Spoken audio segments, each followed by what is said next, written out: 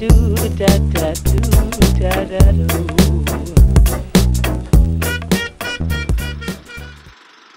right, here we go. Hi, Russell. How are you? Okay, Nitzan, how are you? I'm very good. I'm very good. Good. So for those of you who don't know, Russell is our incredible account manager at the Creative Copywriter Agency. A few weeks ago, I had a chat with Daryl, our project manager, and in that chat, I promised you guys that we'll be chatting with people in all the different roles that you might find yourself working with as a freelance copywriter. So I wanted to have this chat with you today, Russell, because account managers like project managers in marketing agencies or copywriting agencies like ours are, again, one of those key people, key roles that the copywriters in our community will be working the most with. So I thought it would be really valuable to have like just a small chat about what account managers do in an agency, how they work with freelancers, and also seeing that account managers are in charge of client relations and client satisfaction. I thought you could really take us through some of the best practices for client relations that our learners can kind of implement when they're working with clients. Yeah. Sounds good? Sounds good. Good. So let's dive in. Do you want to start by telling us a little bit what an account manager does, and maybe remind us quickly what are the differences between an account manager and a project manager and their work? Yeah, no worries. Not usually the question you want your boss to ask you what it is you do at their agency. Usually followed up by like a P45, right? This is our safe space though, okay? Our trust tree. Definitely. So like, so please. So yeah, I think it's obviously similar in a lot of agencies in terms of the account manager's role is to kind of, own the client relationships. And in our instance, we kind of work alongside the production team. So basically, we just want to ensure the client is always happy. So kind of more day-to-day, that will involve me kind of, overseeing all the deliverables we do for a client. So basically, so I need to ensure that everything we do is kind of aligned with the brief and aligned with, the client's objectives, what they wanted to get out of the project. And then, it's kind of, I guess, like from the outset, I'm the one who kind of really has to kind of understand the client's needs. Like it's a tricky one. It's like, they'll give you a brief, they'll say this is what they want to do. But obviously, I then try to kind of really do like a deep dive into their kind of sector, into their business, understand their competitors, because kind of, further down the line, which I think we'll probably get to a bit later, it massively helps in terms of, where we can kind of come in and add value, and kind of, look at other possible things we can do for the client. And, obviously, just ensuring everything we do is kind of on point all the time. So again, like, I guess more day-to-day stuff. So I'll be the person who also, the client will speak to if there's a change in the scope of work. Like, so if they want to do something new, if they want something else costed up, I'll have to do the finance side of things, all the fun stuff. So there's lots to it. But I think kind of the main difference, like between myself and Daryl, who's our PM, so I won't kind of oversee the day-to-day stuff. So I won't be talking to the client kind of daily, scheduling things in, giving things for review and stuff like that. Kind of my role is a lot more strategic in terms of kind of overseeing it, as I say, kind of make sure everything's on point. And then I'll obviously kind of have my regular catch-ups with the client, to say kind of how's the project going overall, what else can we be doing, and that kind of thing. So it's kind of the more strategic side than the day-to-day side. I think to summarize then, I think the account manager is more in charge of, as you just said, the strategic side of things and making sure the client is happy and that the work is according to the brief and what the client needs out of it. So it's more about the value. While the project manager is more about the day-to-day organization of the project and actually seeing that everything is done on time. So while Russell is in charge of making sure that everything is done on brief and that it's done to the quality that we need it to be, Daryl's more in charge of making sure that it's done on time and that everything works smoothly.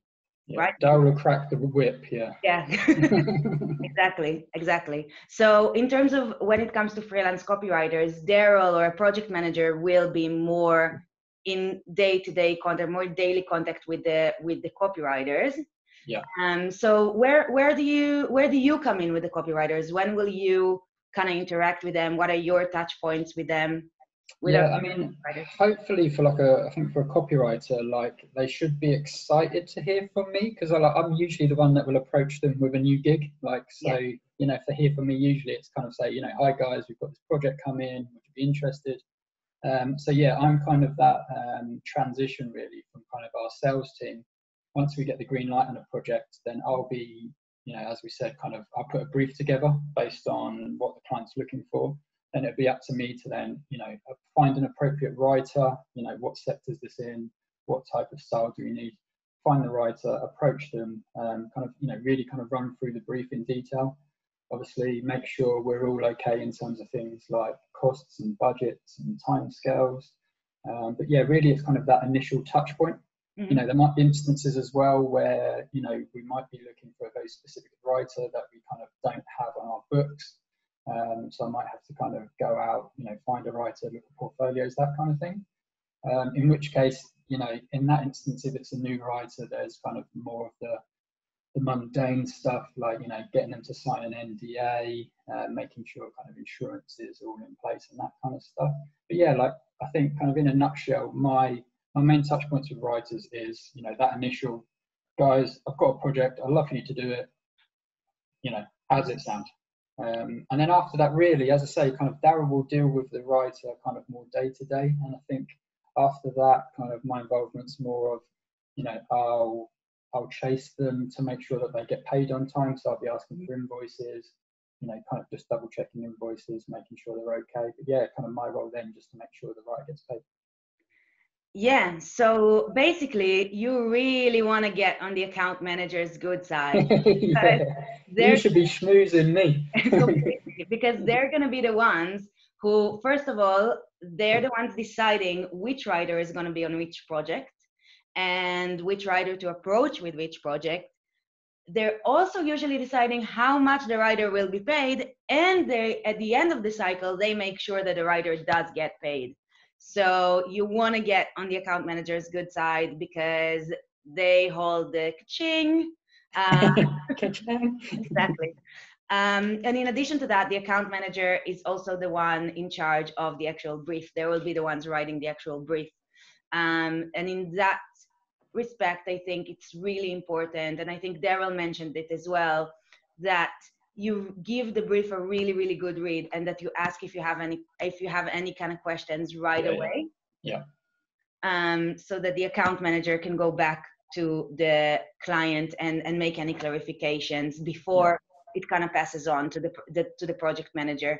So I think that's really important. And I think I asked the same question for Daryl because I think this is the real kind of value that we can add to our learners.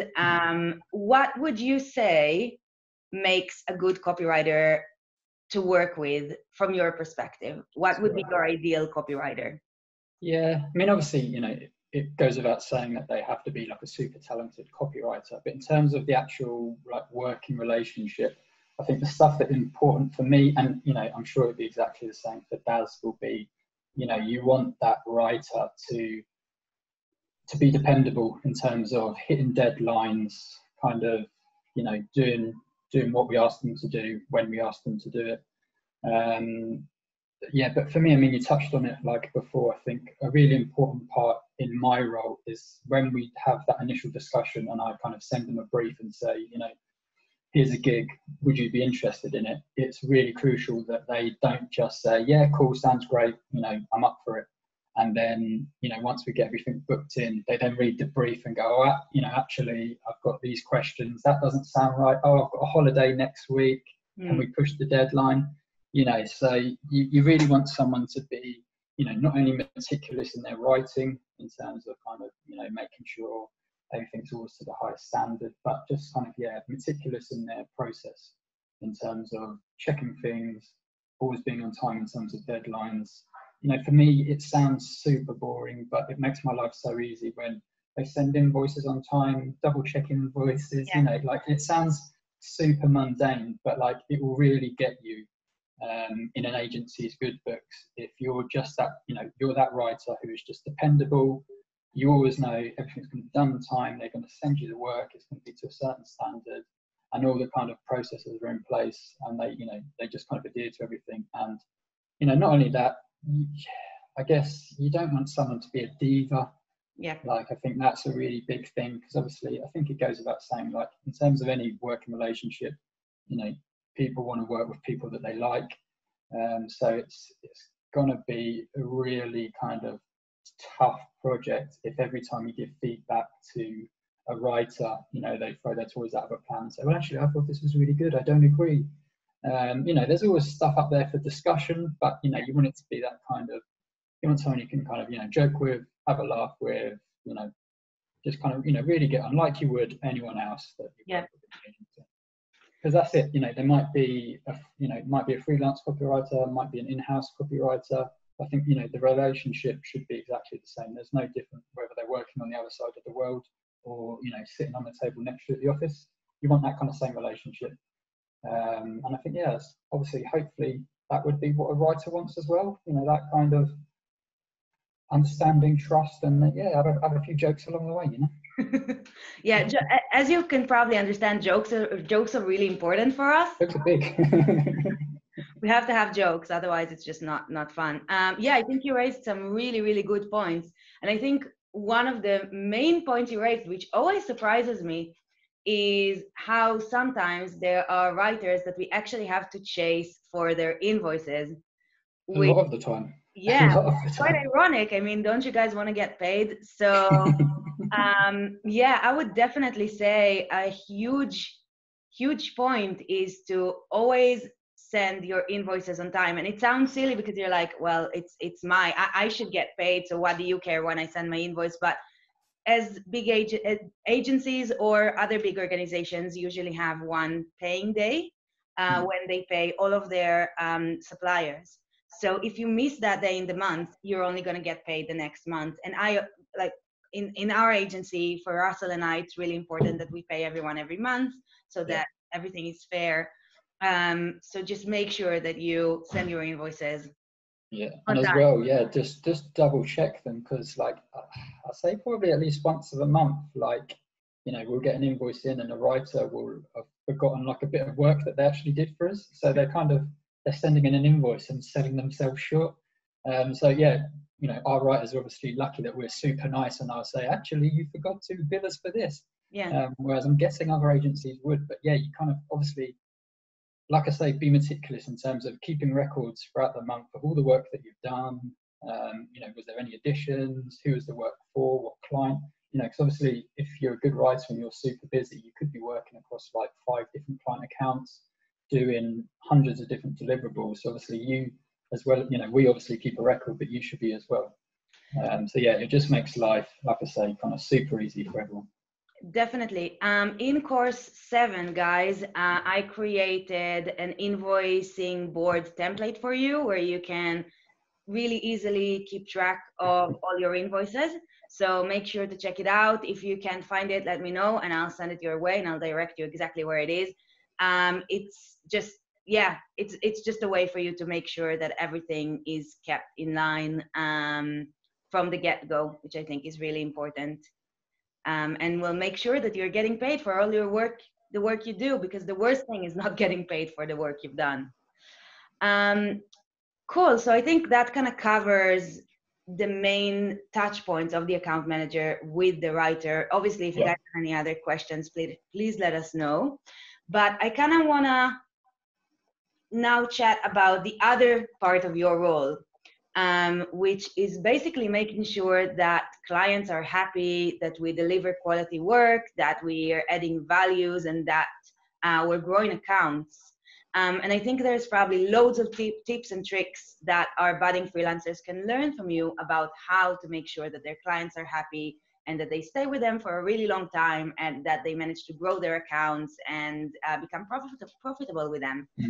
So maybe we'll kind of start with your top 3 tips for making clients happy. Yeah. I mean, that's it. I mean, I think my role, obviously I'm biased, but I think I've got the best role in the agency, because that is it. Like, above everything else, like all the day-to-day stuff, like I just have to make sure like our clients are happy. And obviously, when we're producing great work, it makes my life really easy. But yeah, for the most part, obviously, kind of, I'm just in touch with our clients, seeing how they are, seeing what they've been up to. 90% of the time we're talking about stuff that's not involving work, so doing a bit of schmoozing, going out, when it's not kind of working from home, there's going out and doing like the fun stuff. So yeah, I think I've got the best job in the agency, but many people would disagree. There are But yeah, loads of dinners and donuts involved. So donuts, yeah, big on donuts. So Yeah. yeah, you've got to stay trim. there's a downside. But yeah, so I think in terms of kind of overall ensuring like client satisfaction, making sure clients are happy. Obviously there's, I think, probably hundreds of tips, but I think I'd group one together and just call it kind of the essentials. And I think, again, like we said before, like I think this could apply to any service, any business, any industries. So I think you have to do the essentials right. So they're being delivering on time, doing great work, being transparent about your processes, your deadlines, how things work. Because I think in no situation in a kind of client relationship do you want there ever to be kind of any surprises, especially quite bad surprises when they say, oh, I didn't realise you guys were going to do it like that, or I didn't realise we were going to be getting this a couple of days late, or something like that. There should really be no surprises. So I think, and I would group good communication in with the essentials as well. It can go both ways. Like obviously, you don't want to be kind of harassing clients daily and how's it going, how's everything going, but at the same time, if they send you an email, even if you're super busy, you've got loads of stuff on, just send an email back, just an, thanks for the email, I've received this, I'll get back to you, at whatever time, whatever day. And yeah, kind of, I think trust is massive. So always be kind of true to your word. Like if you're going to do something at a certain time, or you say you're going to do something at a certain time, do it. Kind of follow up when you've had a meeting, like kind of, write a summary. I think, for me, those are the essentials that could apply anywhere, like to any business. But I think like, especially for us in kind of how we make clients happy, especially in an agency, like we touched on it already, it's all about kind of where we add the value. Like I think the one that kind of really hits at home for me, and I'd say this is where kind of a lot of agencies fall down, a lot of freelancers fall down, is where obviously you've got a client, the relationship could be great, every month they say, right, I want you to do, 5 blog posts for us, or I want you to do 3 white papers for us, and that can go on for a year. You always do that work, really well, and that's it, kind of nice. But obviously that's kind of that relationship's pretty much right, we want this, okay, here you go. So like I would liken that to kind of, like, I don't know, like say something like your broadband. Like, I sign up for broadband, I get my, I know, not so good lately, but you get the internet that you expect, everything's working well, you've got no complaints, but then once a year you'll review your service, because you think, right, okay, well, it's working okay, everything's going well, but can we get a better price? Can we get faster downloads? Whatever it may be. And I think the same applies for an agency. So I think it's quite easy to fall into that trap of, yeah, things are going well, we always do the same thing and we always pump it out. So the key thing for me is, where do we add the value? Yeah. So that would be, what other things can we bring to the table that the client hasn't asked for? So I think, especially for an account manager, like the most important thing for us to be able to do is just listen. Obviously, so whenever we're having client meetings or calls, you just want to kind of be picking up on any pains they might have.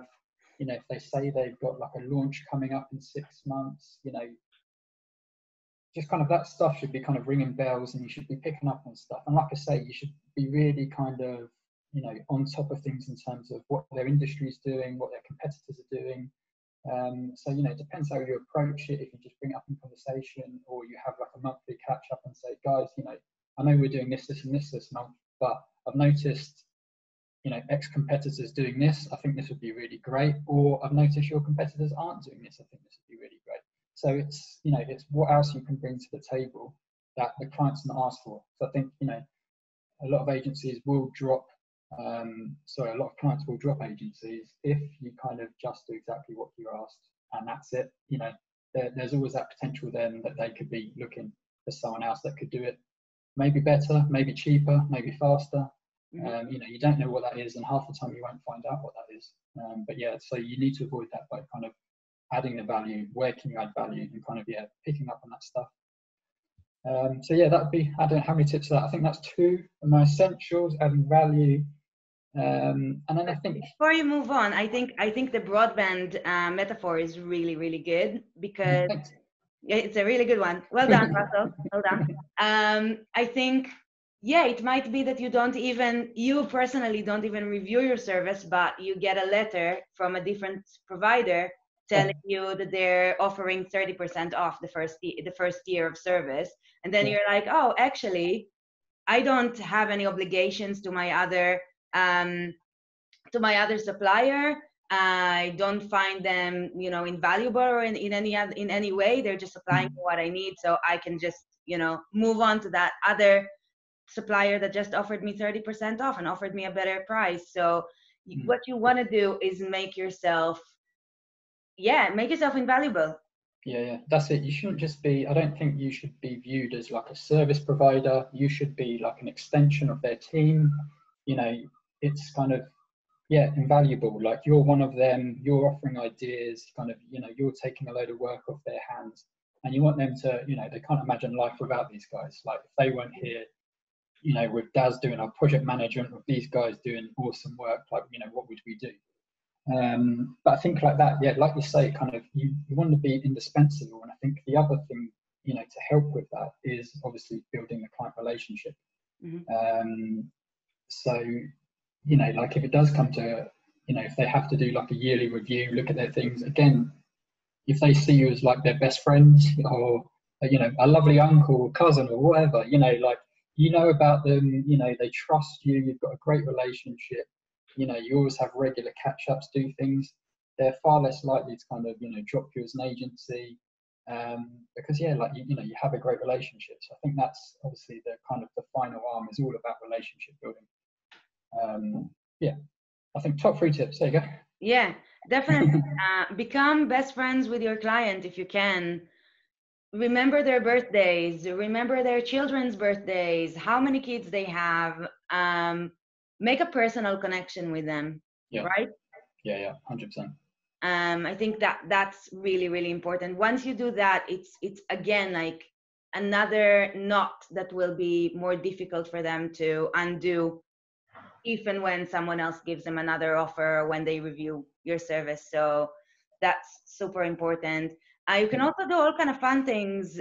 We try to do them, like send donuts on days when you know that someone's leaving the team, or, well, don't send donuts because that's our thing, but get your own thing, Dad. Get your own thing. But send cupcakes, send a drink, just something fun to make them know that you care and that you're there. Just be thoughtful. Yeah. Be thoughtful. Remember stuff, and they think, oh, great, like, they remembered. That's, you want that. Like, it's not just that you're sitting by your email waiting for a brief to drop in and then you reply. If you haven't spoken to someone in a few weeks, drop them a by the way email. To say, hey, thought of you today. I saw this, or this is a fun thing to do. Whatever it could be, business related. It could not be business related, but by the ways, that kind of thing. Anything to kind of just keep in touch, see how people are, and kind of be genuinely interested in, like, what people are up to and what they're doing. Yeah. So when we say by the ways, we mean send something like, oh, I've seen this survey of your industry and we thought you might find it valuable. We just created this ebook we thought you might find valuable. Or it can be something fun, like check out this. I know that, Russell, you sent it to a few of our clients when we just started. Check out these museum tours that are now online during Corona. So anything like that you can do. will go a long way. Yeah.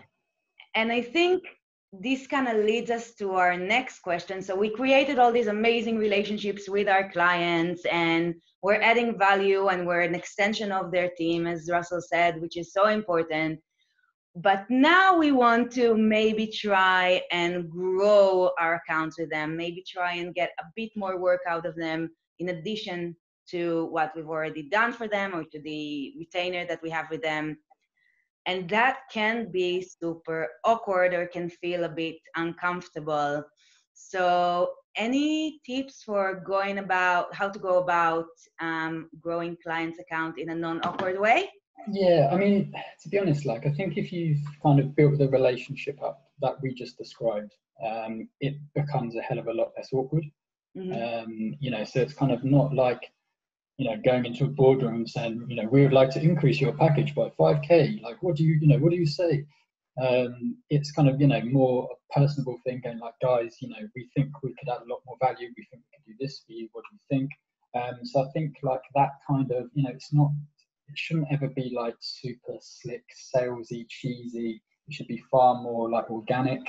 But there's definitely ways, like if you're uncomfortable about kind of, you know, just having that conversation and saying, you know, look, I think we could do more for you guys.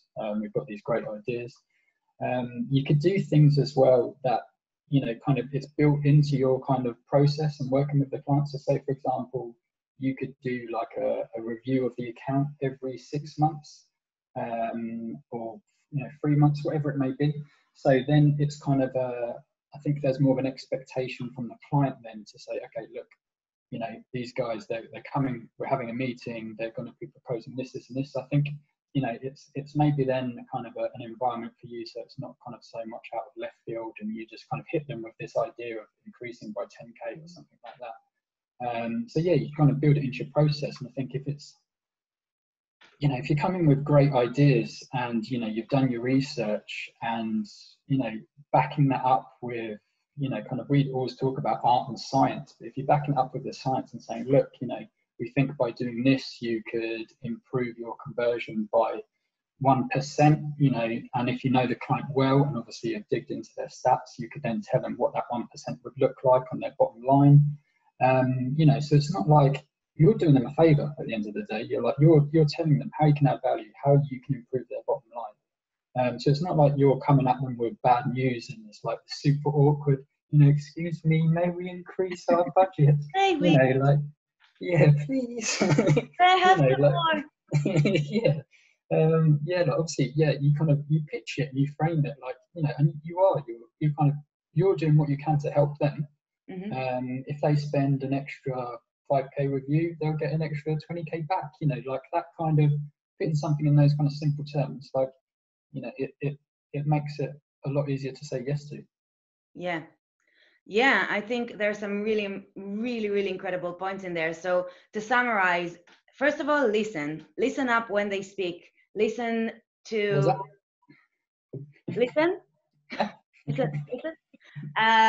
Listen up to everything they tell you, especially for things like, oh, we're doing a new brand launch in 6 months, or we're launching a new website, or we're planning to run a new campaign, because then you'll be able to actually offer them work which will be valuable for them. So first of all, listen.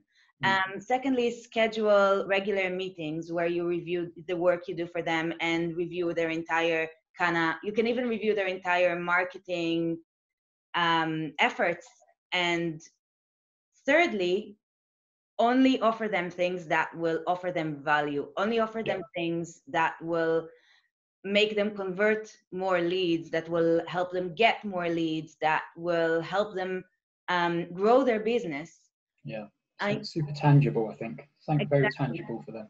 Exactly. I know that a few years ago, we used to just come out and offer clients, let's say, we would automatically every 6 months offer them, I don't know, to increase their bundle by another blog post. And some of them would, but then a few months later down the line, they would drop us and we wouldn't understand why. And the reason was because, yeah, we managed to, with our great relationships with them, sell them something, but they didn't need it, something they didn't need, and eventually just, made them spend money and didn't bring anything back. There was no ROI. So I think that's super important. So listen, have usual conversations, regular conversations where you review the work and where you audit your client. And thirdly, only offer value, things that will add value to the client. Yeah, that's it. And I think it's seeing a client not just in terms of kind of, short-term wins. Can we get an extra 2K out of them this month or whatever it may be? It's kind of, you want to look at kind of the lifetime value of a client, kind of, grow things steadily, kind of build that trust, always, just kind of get that relationship. But like I said earlier, like you're kind of, that extension of their team. So yeah, I don't think, just kind of throwing loads of, oh, we could do this month. It's just like you say, they might say yes one month, but if it's not doing anything for them and there's no kind of logical reason behind it, then, kind of, I think in the long term, it could really damage you. And I also think as well, like something interesting, like I know it's not necessarily like growing that client's account, but another thing that we put in place at the agency and kind of have a massive process behind is obviously referrals. So, obviously doing a good job for a client is great. And if they're super happy with your service, you might not be able to grow their account at a certain time, but, you can be, like we said, about kind of being proactive in terms of growing business. You can also be proactive in terms of, is there anybody else that you guys know, like another marketing manager that you think we could work with? We're looking to expand our client base, blah, blah, blah, whatever it may be. Referrals plays a massive part into it as well. So don't always just kind of, look at a client and see, what's their value to us? How can we grow their account? Kind of who else do they know? Go on LinkedIn. If you've got a contact, look at their connections. If you do get a referral, obviously show massive gratitude, send gifts, say thank you. Like it's a massive, like referrals is a massive part of, the sales kind of funnel in an agency. So that's, again, always something I think in terms of, don't just think about growing a client's account. How can you use that client to kind of grow the agency as well? Yeah. So I think kind of to summarize what we're saying is stop or don't look at clients as walking dollar signs, but instead look at them as someone that you're working together with in order to make their business better and their business grow. And that way you will kind of naturally see that you're also growing your account. And when you do a great job for them, even if there isn't the possibility of growing the account with them at that point, because you don't think that there's anything right now that you can offer them to grow, you can definitely ask them for a referral and ask them to introduce you to someone else who might need your services. And I think as well, it's not taking existing clients for granted as well, because we can talk about growing accounts and referrals. Obviously, client retention is massive, especially like, in the kind of current climate at the moment, so it's like you say, not just kind of seeing these dollar signs and thinking, it's, okay, they're already a client, they've got like something like a retainer every month, but what else could we be doing with them within that retainer? It's not going to get us any more money, but you're still, thinking of new ideas, because you don't want a relationship to go stale. So yeah, like retention's huge. And I think, again, like that's another thing, a lot of agencies, kind of, they're all about the new biz, they're all about sales. And then, once they get a client in, it's kind of, they're just parked, and it's kind of something that someone else has to get on with, that you don't, potentially give a lot of care, a lot of attention. So for us, like obviously, like, our project manager, account manager will have lots of kind of touch points with the client. But then obviously it's important then for like the CEO or, people like yourself and Conrad to also speak to the clients and, make them feel like, they're important and valuable. And it's kind of retention is key as well. Completely. I completely agree.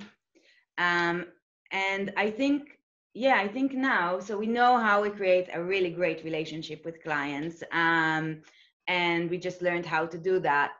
But what do you think? Let's turn it around for a second, and ask, what do you think we definitely shouldn't do? What do you think are things that can really spoil a relationship with a client? Well, it doesn't take much. So I think it doesn't have to be like, loads of different things. It can just be one small thing. I think if you're not doing any of the things that we've just spoken about, it can put a relationship at risk. Like again, like I would say the basics are being transparent with your pricing, doing things on time. Again, like that's your bread and butter. You should always be doing that. You should always be super meticulous with when you're sending out work to clients. But yeah, like it can be anything. And I think there's things you can do again. Like I think that you might get lazy with a client that can say, for example, you've just built a relationship with a client and all you're doing is kind of speaking through your inboxes. You're just sending the odd email.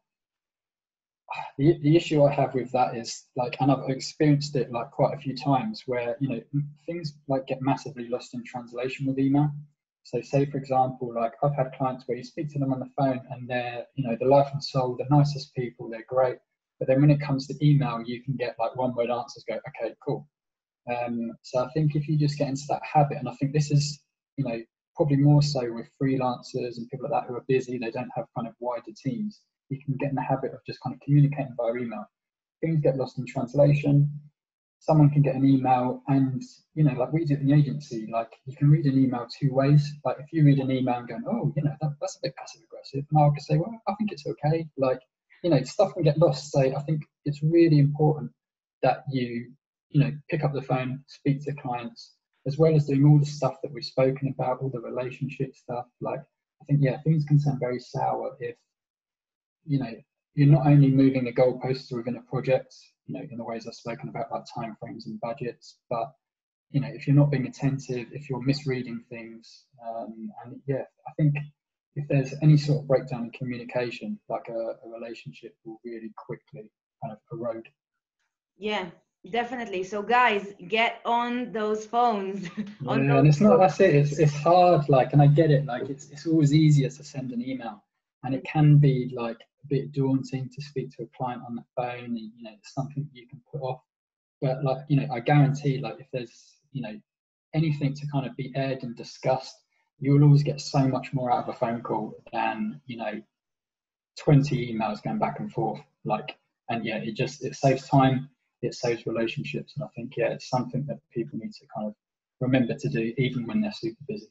I completely agree. And just a small tip, if you kind of want to do that, but you're a bit worried or you're not sure how to go about it, or you feel like if you ask your client to jump on a call, he'll tell you they're busy or they won't respond to your email. What we do is that when we introduce ourselves to the client throughout our onboarding process, we also go ahead and schedule monthly calls with them, or try at least, so that we already have scheduled calls with them for the next 6 months, 3 months, however long the project is going to take. So they're in the diary, and all we need to do is go on that Zoom meeting or give them that call. They'll be expecting that call. We all know we're all on the same page, and that kind of takes a bit of the awkwardness or the or the uncomfortableness of trying to get a client on a call, which I know can sometimes be a bit stressful. Definitely. Always is. Always is. So yeah, that's kind of a good tip. You can kind of add it to your introduction email when you first start a project. Just say, why don't we schedule every fourth Tuesday of the month, and just shoot them an invite. Yeah. I think that's always a good idea. And I think that as you start getting more and more work as freelancers, or as you first starting out, it's very likely that most of your clients will be smaller companies. You might work with some agencies like ours, which is, not to blow our own trumpet, but we're great working with freelancers. Or, agencies have experience working with freelancers. They know how it goes, but you'll also might find yourself working with a lot of small businesses, a lot of startups, a lot of people who haven't really worked with freelancers or with service providers like us before. And that might be a bit of a recipe for disaster. And they might not really understand how to best work with you, and they might become what we call nightmare clients. So when we say nightmare clients, it could be clients that never give you feedback, and then they come back 6 months later and they're angry at why you don't have a second draft already, but it's because they never sent feedback. Or it can be clients that think that because you're a freelancer working for them, then they can WhatsApp you any time of night and weekend. It might be that they demand that you provide things the next day, or that they keep on bringing deadlines closer. Anything like that, we would classify as a nightmare client. So, and it happens to all of us. It still happens to us in the agency, and there are just different ways of handling that.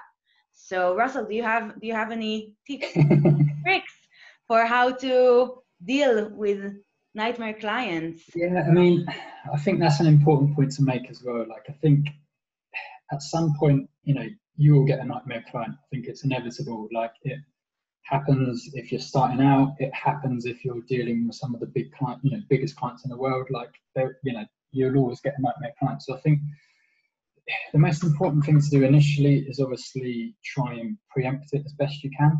Like, so for us as an agency, like what we'll do, like within the kind of the initial sales process, is do a compatibility call.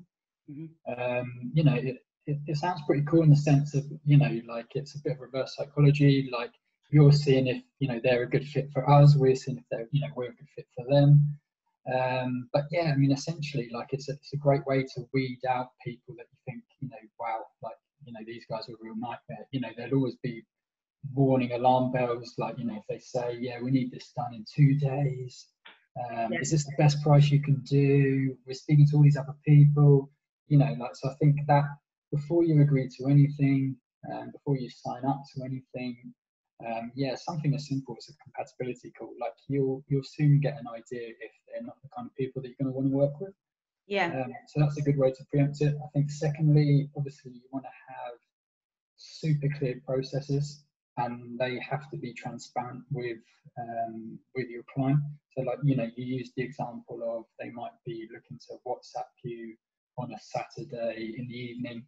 So, the way to avoid that is right from the start, you say, right, this is how we work. This is when we accept feedback. This is, when to get in touch, these are our office hours, whatever it may be. Like, you want it to be 100% clear how you work, and again, like, and I think a lot of freelancers might be kind of a bit more wary to say this, but like, there's an expectation on both sides. So, you should, and not be afraid to say this at the start, from a client, say, look, I expect you, in order to stay on time and on schedule and not like incur additional charges, like I expect you to provide feedback within X amount of days. Things like that, you can kind of safeguard yourself. And like I say, like it is a two-way process. Just because someone's kind of hired you for a job, you're not at their beck and call 24/7. If they move a deadline, you don't have to, just bow to it and say yes. Like, if you've got, a good contract, obviously I think that's part of the course as well, kind of covering your own back. And like I say, just kind of being super transparent about your process from the start. And if something does, crop up, like that isn't within your process and you don't like, I think, you kind of have to nip it in the bud early. To say, look, it's not actually kind of how we do things. This is how it works. It can save like a world of pain and lots of stress. And I think, it's kind of, you both understand how each other works, and you kind of set those parameters from the off. But I think, inevitably things can go wrong. And like I said earlier, I think in terms of just jumping on the phone call, I know it sounds like super basic, but a lot of people won't want to hear something negative. Like, if a client's kind of flipped out, isn't happy about something, the kind of a natural reaction might just be to kind of say, oh God, they're wrong, bury your head in the sand and not want to hear criticism. So you could send like a narky email back that will just, make the problem 100 times worse. So what you want to do is kind of, as soon as something, if bad feedback comes in, the way to approach it is, go, cool, thanks for sending this over. I think it'd be great to jump on a call and discuss this. And like I say, I think kind of airing that out straight away, nipping it in the bud, not letting things escalate. Hopefully that will help the relationship massively. But yeah, like I say, it happens with, if you're working with small companies, there can be kind of, they might expect a lot more from you than you're kind of willing to do. There might be a lot of hand holding, but it can also, like I say, it can work the same with, huge companies. Their expectations can be just as unreasonable, just as bad. So yeah, it's kind of, you have to kind of set your standards, set your stall out from the off, and make sure, hopefully everyone's on the same page. Yeah, I completely agree. And I think going back to the alarm bells that you talked about at the beginning, I think we found that clients that from the get-go want to pay you the least they can, but expect the world of you, often are also the clients that end up not paying. So if there are major alarm bells, even if you're just starting out, I would suggest not to take that client on. If from the get-go you see that they want to get everything they possibly can out of you and squeeze you for price and for deliverables, I say don't go for it. Now, I'm not saying say no to anyone who's trying to negotiate a price with you. Obviously not negotiate a price and that's all good. But if you're feeling like your back is against the wall and like they're pushing you, it might be best not to go with them. And if you do decide to go with them, as Russell said, always make sure that you set your boundaries, set your working hours, set how you work, set when you expect to get your feedback, how long they have until they can give you the feedback and until you just say this project is done. Define all of that. I think that's really important. And finally, again, like a super, super important point, as Russell said, sometimes you can feel that someone is a nightmare client. You can get the wrong impression for their email. You can say, your ego can take over and say, oh, I didn't do anything wrong. The problem is with them and they're a nightmare client. But actually, there was something that you missed, something that wasn't completely clear. And that a small phone conversation with the client can just clarify. And all of a sudden, they're not a nightmare client anymore. We've had that a few times when we thought that we were really angry at a client and we were like, why are they saying this? We did such a good job. And then we spoke to them and actually there was just a tiny thing that we needed to change and they were happy again. So yeah. And I think, as well, like you have to embrace like negative feedback. Like we do things like client satisfaction surveys and, don't get me wrong, we want all 10s and we want everyone to love us and stuff like that. But in terms of kind of, growing the agency and refining our processes and, just doing better, like, you learn a lot more from negative feedback. So, like Nitzan says, like if someone gives something to you, before you kind of disagree with it and say, no, that's wrong, like take a step back, try and see it from your client's, eyes. And a lot of the time it can really help you improve your processes. You can put something in place to stop that happening again. Just kind of, accept a level of accountability with the stuff you do. And I think, you can really grow. And we say kind of embrace feedback. Like don't be afraid of it. Yeah, feedback is such an important part of being copywriters and being freelancers in general. You're gonna get feedback, and sometimes that feedback is going to hurt a little bit. And sometimes the client will want to get rid of the sentence you liked best and you thought is what makes this piece what it is, but they want to get rid of it. And sometimes they'll want to go against what you think. And sometimes they'll give you feedback that you'll find even a bit, I won't say offensive, but that will make offensive. You feel offensive.